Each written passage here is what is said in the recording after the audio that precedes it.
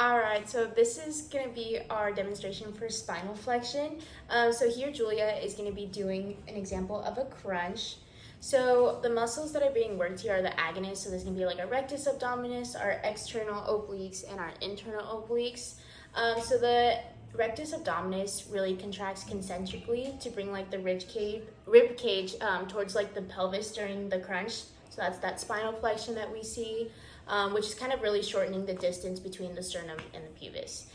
So eccentrically, it lengthens when lowering the torso back down to the ground in that starting position. And then the external and the internal obliques really assist in that flexion right there. She's doing a great job working synergistically with the rectus abdominis to bend that spine forward as we see that spinal flexion. And as they contract concentrically during the upward phase, they lengthen eccentrically as the torso lowers back down to the ground. So next we're going to demonstrate a exercise that does spinal extension. So Kaylee is doing a Superman for us. Perfect, thanks Kaylee.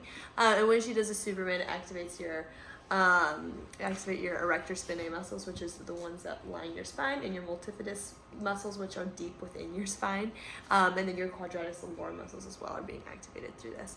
And so what the erector spinae muscles are doing in this point for the concentric and eccentric actions is they are contracting concentrically to lift the chest up in the front and the legs that are coming off of the floor when she does it, and then also extends the spine as she's doing this. And then eccentrically, it controls lowering the limbs. So like when she goes back down, she's controlling it before like just kind of slamming onto the ground, and her torso back onto the ground. And then her multifidus and quadratus lumborum, so her deep spine muscles and her lower back muscles, they are engaging and stabilizing the spine as she does this exercise, just to give her some stability. And she's working concentrically during the lift, and eccentrically to control and return to the floor safely. So yeah, that's it. So next we're going to display lateral flexion. We chose to do a side bend to display lateral flexion.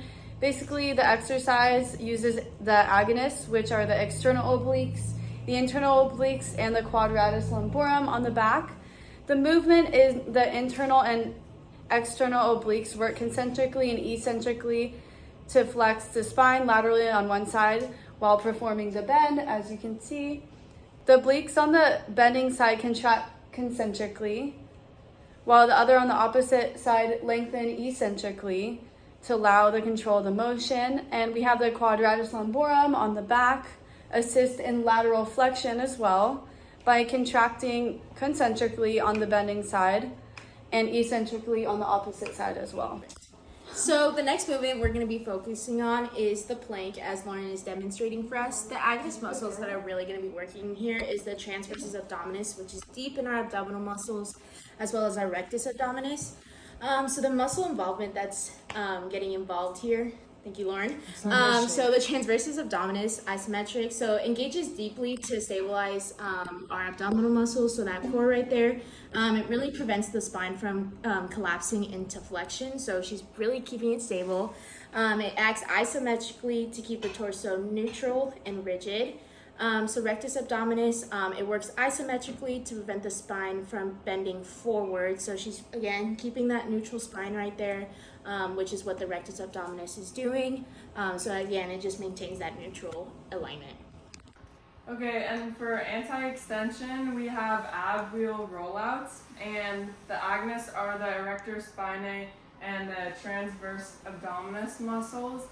And the erector spinae works isometrically to prevent hyperextension of the spine during the forward roll, maintaining spinal stability. The transverse abdominis engages isometrically to brace the core and prevent the lower back from arching excessively during the rollout.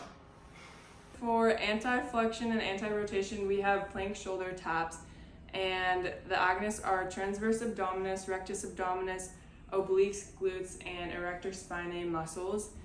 And the transverse abdominis engages deeply to stabilize the core, preventing the spine from collapsing into flexion while also resisting rotational forces as you lift each hand.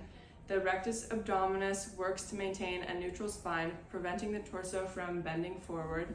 The obliques, internal and external obliques, fire to resist rotation. and stabilize the torso as you lift one arm at a time, and the glutes maintain a straight body line by preventing the hips from sagging or rotating, and the erector spinae stabilizes the spine and prevents excessive flexion or rotation